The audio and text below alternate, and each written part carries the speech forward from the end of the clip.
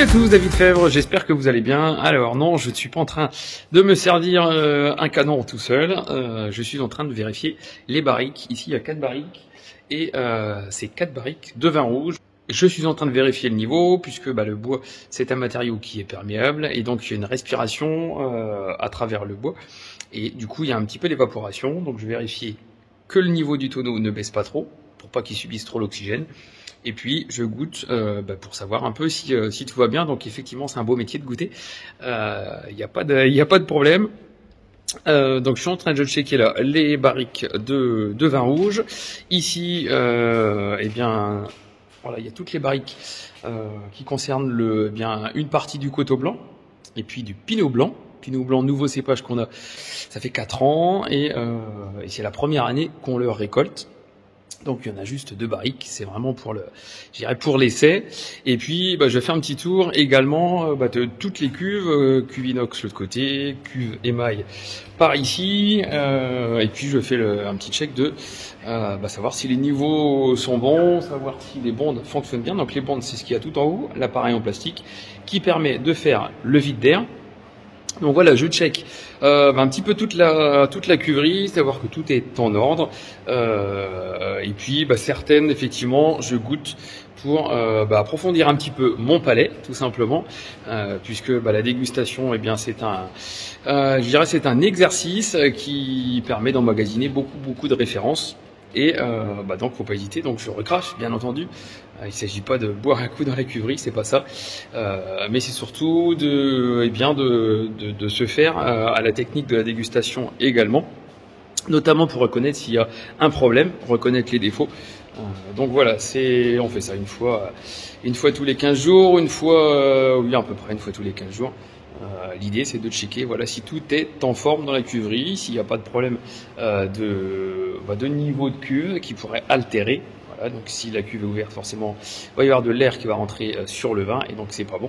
Donc voilà, il faut le checker assez régulièrement les choses. Donc là écoutez, tout se passe bien. Donc les fermentations alcooliques il y a déjà un petit moment que c'est terminé. On a donc fait le soutirage et on a fini il y a une petite quinzaine et du coup certaines cuves ici vont avoir un itinéraire un petit peu différent. On va faire sur certaines cuves qui se situent notamment derrière, il va y avoir une fermentation, ce qu'on appelle malolactique, c'est-à-dire que on va dégrader des acides maliques. Donc certaines cuves ont un petit peu plus d'acidité acide malique que d'autres. Et donc ça c'est notamment sur les cépages chardonnay.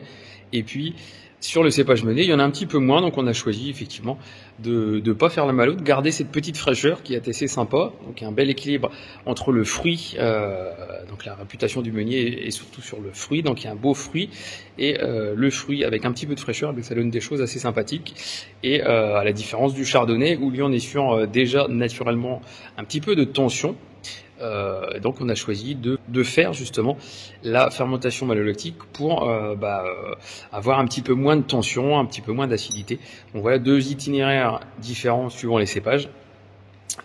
Mais en tout cas, c'est un vrai plaisir de vinifier cette année, puisqu'on a essayé beaucoup de choses.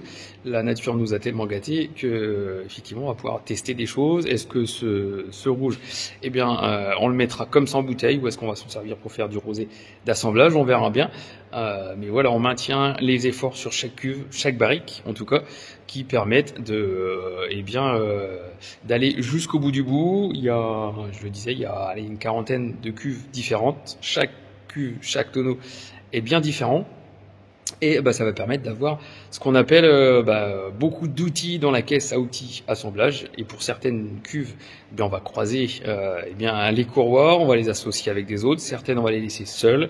On va faire notamment quelques petits parcellaires comme le pinot blanc, puisque je ne vais pas le mélanger. Donc on en est qu'au début. Il y aura une mise en bouteille qui va se passer seulement en avril de l'année prochaine, donc il y a encore un petit peu de temps à attendre. Les vins doivent se reposer un petit peu, se clarifier un petit peu, s'éclaircir un petit peu.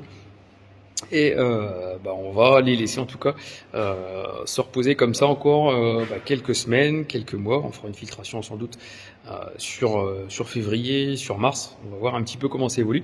Mais il y a encore beaucoup de chemin avant de déguster ça, vous, en tout cas dans vos verres. Mais en tout cas, voilà, le profil de l'année 2022 est assez sympa. D'une part, à vinifier, à tester. Ça sent plutôt bon. Et ensuite, c'est assez sympa puisqu'on a, je dirais, plein de jouets dans le coffre à jouets pour pouvoir faire des choses super sympathiques. Voilà, donc pas de vidéo de vigne ou de tracteur cette semaine. Je ne vous le cache pas, 2022 nous donne beaucoup de travail dans cette cuverie, mais c'est plutôt bon signe. Donc voilà, je vous passerai une vidéo sur l'essai des émotteurs Clemens et Bosley un petit peu plus tard. J'ai fait cette vidéo dans la semaine. Donc on a terminé ce travail d'émotteur qui s'est plutôt bien passé sur le relativement sec. Donc voilà, dans de bonnes conditions, ça fait du bon boulot. Et je vous expliquerai ça dans une prochaine vidéo. En tout cas, je vous souhaite un excellent dimanche et santé. À bientôt. Salut.